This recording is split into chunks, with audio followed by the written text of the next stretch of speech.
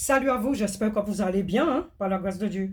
Matthieu 7, 21, il est dit, ceux qui me disent Seigneur, Seigneur, n'entreront pas tous dans le royaume des cieux, mais celui seul, la seule, qui fait la volonté de mon Père qui est dans les cieux. Pour résumer, quelle est la volonté de Dieu? Je vous l'explique. Croire en Dieu, c'est de faire sa volonté et d'obéir à lui et son Fils. Il ne suffit pas de dire que je crois en Dieu et de faire ensuite ce que nous pensons être juste. Il importe de savoir quelle est la volonté de Dieu.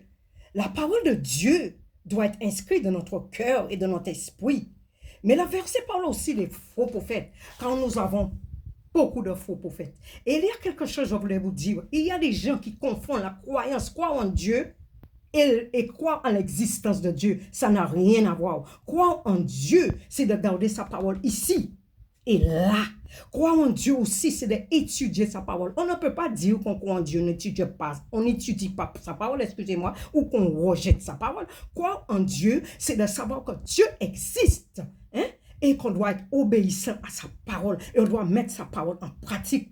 D'accord? Que Dieu vous aide ce matin à comprendre, à savoir que ce que Dieu veut de vous, c'est que vous gardez ça, là, sa parole ici et ici. Que Dieu vous aide. Amen.